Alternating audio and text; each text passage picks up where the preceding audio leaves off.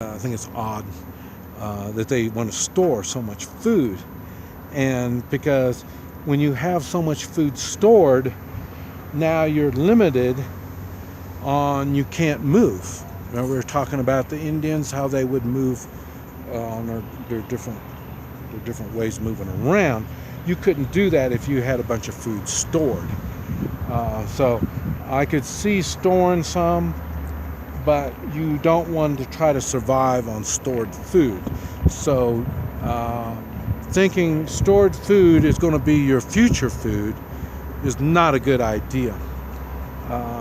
Seed, maybe some organic seed might be something that you would consider for future foods. Okay. Now I want to go on and talk about preserving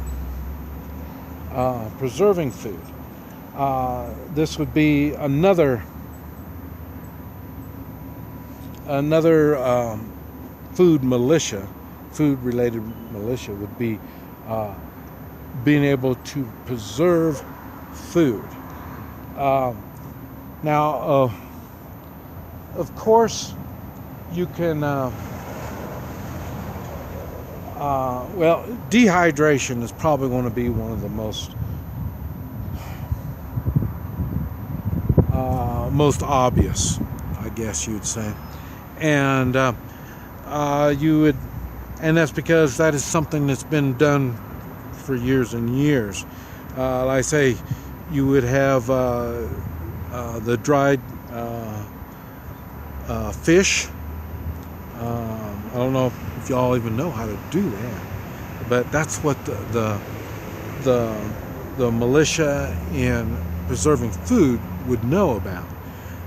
Same thing, meat, beef jerky. Of course, we know about beef jerky, and vegetables, fruits. I don't know. That's why you have a militia in preserving food. And yeah, a lot of people think, like I say, it's going to be canning. We're going to be canning. Well, you're not going to be able to can near enough food for, like I say, 200 people a day. You're not going to be able to can that much food. So dehydration would be one of the most obvious ones. Now you can use, I know a lot of people think, well, I got a dehydrating machine and all this type of stuff. Well, even those, you're limited on how much you can do.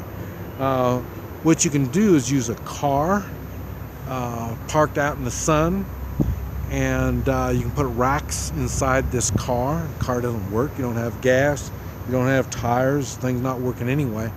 You can, and like I say, yes, you can make a greenhouse out of it, so you can grow food, and but also you can make a dehydrator out of it. Put racks in there, and put food in there, and start dehydrating that. An old car would be good, because like I say, the heat, and you'd be able to seal it up so you don't have the animals coming in there, or bugs and stuff like that. But there's going to have to be ways of preserving. I know root cellar. Y'all remember root cellar? You're going to have to think of those. And because like I say, they used to put potatoes up underneath the porch of a house, and so there's ways of preserving food, and you need to have a militia team that has this knowledge. And because now, I'm not saying this team is going to be able to preserve all this food for everybody. The thing is, they will have the knowledge that they can share with others, kind of like the gardening militia. in the way of growing food. The gardening militia, it's not like they're going to be able to have a big garden enough to feed everybody, but the thing is, they can help individual areas, help them form their gardens and be able to produce out of those gardens. I mentioned I'm not a gardener. I don't have no green thumb. I'm not into this stuff. But I did mention down here we've got a lot of flowers and all kinds of stuff like that. And somebody had to think this out. They knew at one time of the year these kind of flowers would be blooming while these other ones are preparing to bloom. This way we have flowers blooming all year round here. But like I say, they're all in cycles. Different ones are gone.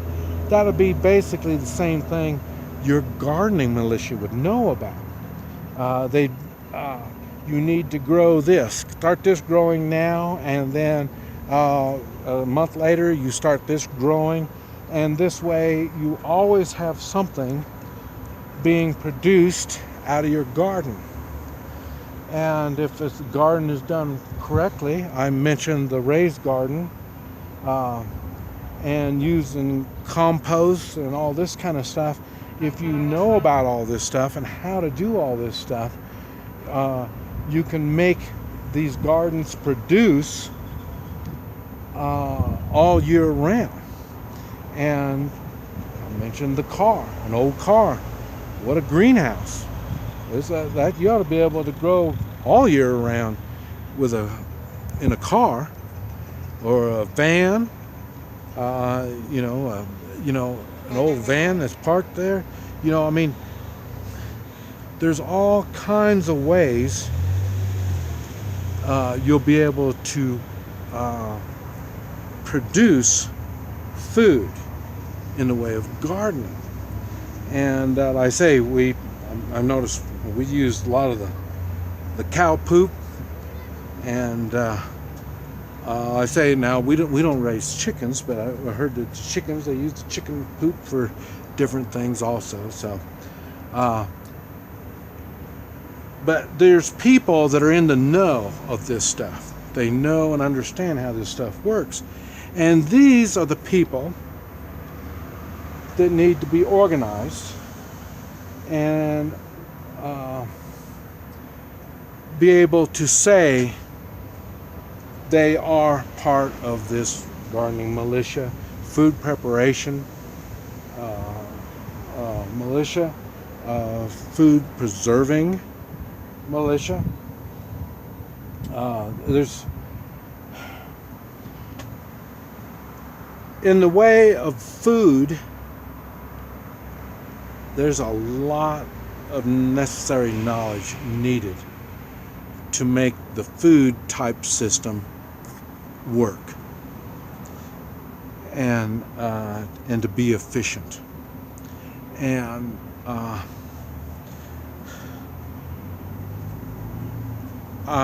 there's some of it, like I say, takes more expense, some takes more time, some takes more whatever.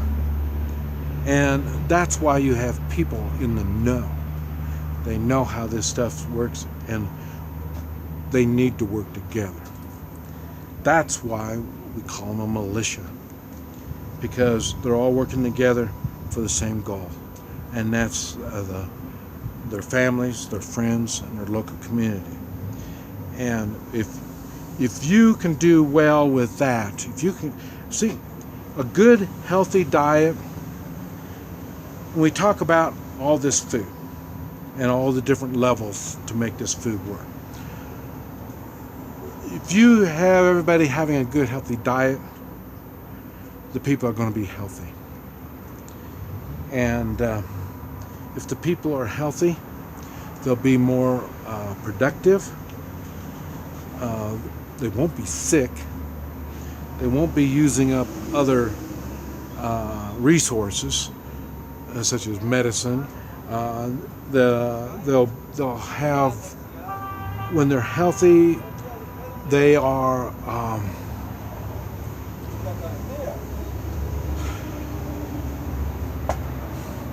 they're healthy people make your community healthy. If you can't keep your people healthy, you're going to have one problem after another problem. And it's not going to be just health problems. I mean, when people aren't healthy, they get grumpy. They'll start fighting among themselves.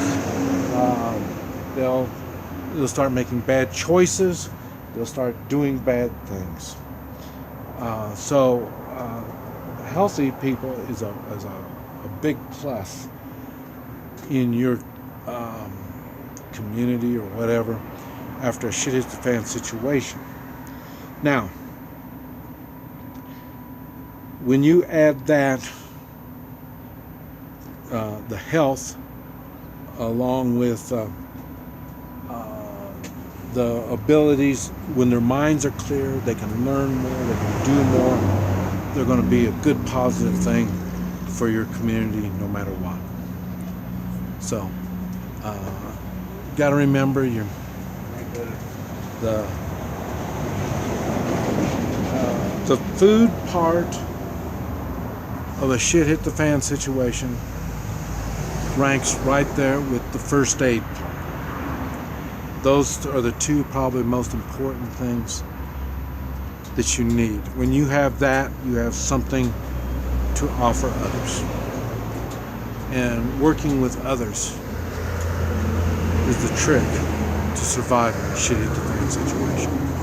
This is Mike, NoStressMike.com.